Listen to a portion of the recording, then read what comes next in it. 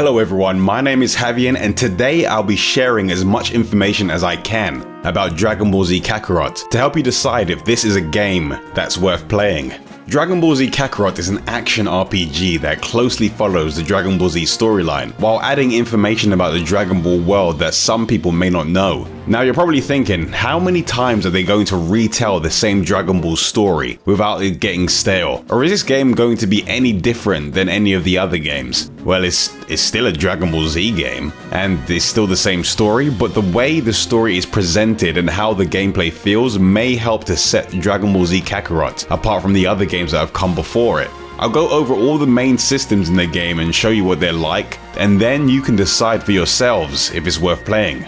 So first off, based on what I've already played, I can tell you that this game is a JRPG with action-based combat, and it seems like they've tried to retell the Dragon Ball Z story in a lot of detail. And even though the previous trailers and gameplay videos have shown that it has fairly large areas to explore, I wouldn't really call it an open world game, but the way you progress through the game can make it feel like one.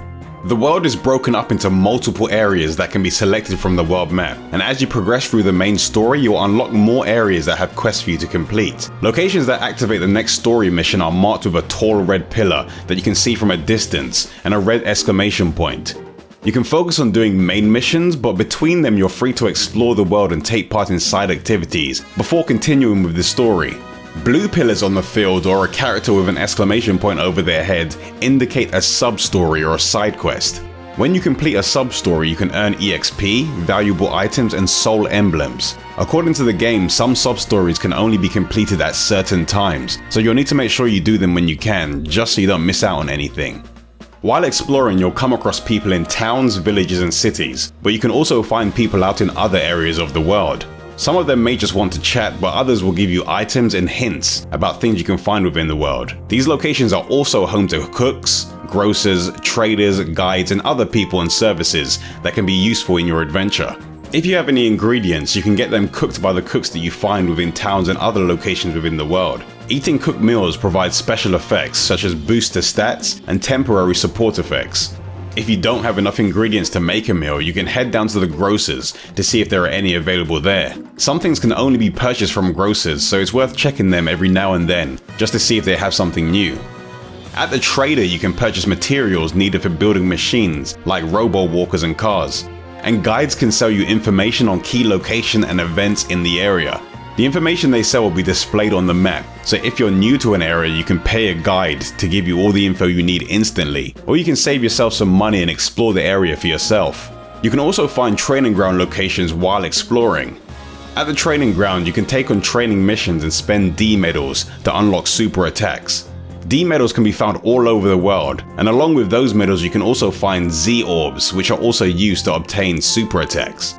Z orbs can be found on the field or as rewards from battles. There are different color orbs, and certain colors can be found near areas that relate to that color. So you can expect to find blue orbs near water, green orbs near trees, or red orbs around places like canyons and deserts. Time orbs are a special type of Z orb that make multiple Z orbs appear nearby for a limited time. You'll need to collect as many of these orbs as you can before the time runs out. There are various ways that you can travel through the environment, but you'll probably spend most of your time flying through the air. While flying, you can boost to fly at a higher speed. You can even fly directly through objects in the environment that would usually block your way, like trees or rocks, while boosting. But boosting consumes ki, so you'll need to keep an eye on your ki consumption as you boost. When flying, you can find special wind tunnels called airways. Traveling through airways is another way to collect Z orbs. You can enter one by touching either the entrance or any point along the tunnel. Once you're in, you'll automatically be carried through by the wind. You can find a variety of items on the field while exploring. You can also use your ki blast to collect items. You can enter a first-person view, and while in this view you can aim and fire ki blasts. If you hit an animal with a ki blast, you'll stun it, so it'll be easier for you to catch for ingredients. You can also hit terrain and other obstacles to collect or mine for materials. Ki blasts can also be used to destroy enemy bases that can be found around the world. These bases will drop items when they're destroyed, and they're protected by enemies, so you'll need to keep your eyes out for them while you try to take the bases down. For those of you that like side activities like fishing, that is also something you can do in this game. Fishing spots can be found all over the world, and the fish that can be found in each area will differ by location. When you catch a fish, you can either eat it right away or you can cook it at a campfire and then eat it to increase your stats. When you see a shadow in the water, use the left stick to move your tail and draw the attention of the fish. If the fish bites, a gauge will appear on the screen. You'll need to push the button at the right time to catch the fish. If you're having trouble finding something in the world, you can use your key to search the area. You can use it to find things like items, animals that you can hunt, locations like training grounds, and places that you can gather food and materials from. You can also use this to detect enemies and check how strong they are compared to you. Sometimes you'll come across stronger enemies in the world known as villainous enemies. These enemies have a red aura that can easily be seen from afar, and they're much more powerful than normal enemies. Defeating them will get you D medals, rare Z orbs, and rare special items. As you continue to defeat villainous enemies, even more powerful ones will appear. The stronger the enemy, the greater rewards, but taking them on too early may be challenging. Battles in Dragon Ball Z Kakarot are fast-paced and full of action. People that are familiar with fighting games or melee-focused action games should feel right at home with the combat system in this game. Melee attacks are the basic close-range attack. After a melee attack connects, pressing the attack button more times will chain multiple attacks into a combo. Depending on the other buttons pressed during the combo, you'll trigger a finishing attack. One of the finishes even damages the enemy and recovers your ki, which will let you continue attacking for longer. Ki is a resource that you'll be making use of a lot in battle. One of the things you'll be using ki for is ki blasts. Ki blasts are the basic long-range attack. Ki blasts don't really do too much damage, but they'll let you keep pressure on the enemies and deal damage from a safe distance. When you run out of ki, you can regain it again by using a ki combo or by charging up your ki. You can also boost at high speeds around the battle area or directly towards the enemy, which will deflect ki blasts that are fired in your direction. But just like out of combat, boosting will still consume your ki when moving around, so it's something you need to pay attention to. You can block to guard against enemy attacks. If you're taking too much damage from attacks, you can hold the guard button to start blocking as soon as you get a chance. But if you keep guarding attacks for too long, your guard will be broken, which will leave you defenseless for some time. So you'll need to counterattack as soon as you get the chance. You can create an opening for yourself by using a burst while guarding. This can cancel your opponent's attack and send them flying back. You can also use a vanishing attack to teleport behind your enemy. This consumes a lot of ki, but it's a good way to get close to an enemy and catch them off guard. To dodge attacks at close range, you can perform a step to move out of its way. If you do this just as the attack is about to hit, time will slow down for your enemy and you'll be able to take advantage of this to counterattack. This will also increase your tension gauge and will allow you to activate Surge. Surge is a state that you can enter after you filled your tension gauge. As you take or deal damage, this gauge will charge. And once both your tension and ki gauges are full, you can activate Surge. While Surge is active, all of your stats are boosted, and you'll be able to perform unique attacks and cancel super attacks and combos into other actions, as well as automatically chase after an enemy you've knocked back. As you progress through the story, you'll gain access to new super attacks, and you'll need to set them to your super attack palette to use them. Super attacks are powerful, and they can be used after hitting an enemy with a combo, but using super attacks will consume your ki. While selecting an attack, if you keep the super attack button held down, it will slow down time to give you a bit of time to think about the best attack to use. You still have the freedom to use super attacks rapidly if you're more experienced, and if you prefer, the time slow setting can be adjusted in the options. And with certain super attacks, you can send the enemies flying back. When an enemy is sent flying back, you can chase after them and perform a follow-up attack by pressing the button that appears on the screen to deal extra damage to them while they're vulnerable. As you damage your opponent, their stun gauge will deplete. When it reaches 0, they'll enter a break state and become stunned and unable to move for a short period of time. Attacks against stunned enemies deal extra damage, and there are super attacks that focus on dealing more damage directly to the stun gauge. After you get to a certain part of the story, you'll gain access to the trademark transformation states the Dragon Ball series is known for. Battle transformations increase your stats greatly, but they can continuously drain your HP and ki. You won't be fighting against a single enemy in Dragon Ball Z Kakarot all the time. You may have to fight against multiple enemies that appear in the battle, but that doesn't mean that you'll be on your own either. You can have other characters join you in battles to fight alongside you as support characters.